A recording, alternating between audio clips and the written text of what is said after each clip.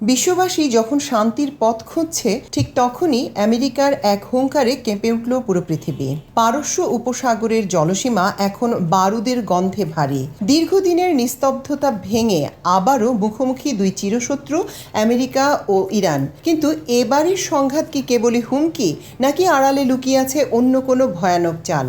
ট্রাম্পের এক চরম হুঁশিয়ারি এখন আন্তর্জাতিক রাজনীতির টেবিল থেকে শুরু করে সাধারণ মানুষের ড্রয়িং রুম পর্যন্ত কাঁপিয়ে দিয়েছে।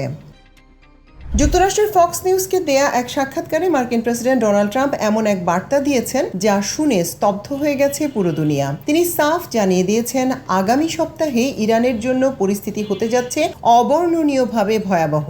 তেহরান যদি অবিলম্বে আলোচনার টেবিলে ফিরে এসে মাথা নত না করে, তবে আগামী সপ্তাহে গুঁড়িয়ে দেয়া হবে দেশটির প্রধান বিদ্যুৎ কেন্দ্র আর যোগাযোগের মেরুদণ্ড, সবগুলো বড় বড় সেতু। ট্রাম্পের স্পষ্ট কথা, আমি যতক্ষণ না বলবো যথেষ্ট হয়েছে ততক্ষণ এই তাণ্ডব থামবে না।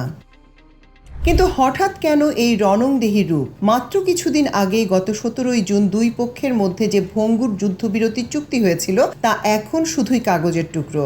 আমেরিকার বোমারু বিমানগুলো একের পর এক গর্জে উঠছে ইরানের ভূখণ্ডে। টানা 4 দিন ধরে চলছে বিমান হামলা, আর সেই সাথে ইরানের বন্দরগুলোতে বসানো হয়েছে কঠোর নৌ অবরোধ। পুরো ইরানকে যেন এক বিশাল খাঁচায় বন্দি করে খেলায় মেতেছে ওয়াশিংটন। আর এই খেলার পেছনে লুকিয়ে আছে এক বিশাল শক্তির লড়াই। এই যুদ্ধের আসল ট্রাম্প কার্ড লুকিয়ে আছে বিশ্বের অন্যতম প্রধান তেল সরবরাহ পথ হরমুজ প্রণালীতে, যে জলপথ দিয়ে গোটা পৃথিবীর জ্বালানি তেলের এক বিশাল অংশ পরিবাহিত হয়। এখন তার নিয়ন্ত্রণ নিতে মরিয়া দুই পক্ষ।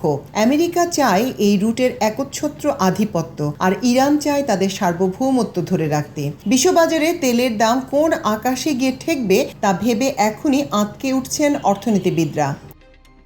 এদিকে বিদ্যুৎহীন অন্ধকার ইরান, অন্যদিকে জ্বালানি সংকটে ধুঁকতে থাকা বিশ্ব অর্থনীতি, কোন দিকে যাচ্ছে এই সংঘাত? ট্রাম্পের এই অনড় অবস্থান কি কেবলই ইরানকে আলোচনার টেবিলে ফিরিয়ে আনার কৌশল, নাকি এর পেছনে লুকিয়ে আছে অন্য কোনো গোপন মার্কিন এজেন্ডা? যদি সত্যি আগামী সপ্তাহে ইরানের বিদ্যুৎ গ্রিড আর সেতুগুলো ধ্বংস হয়ে যায়, তবে কি ইরান চুপ করে থাকবে, নাকি পাল্টা কোনো বিধ্বংসী পদক্ষেপে পুরো মধ্যপ্রাচ্যকে পরিণত করবে এক জ্বলন্ত আগ্নেয়গিরিতে?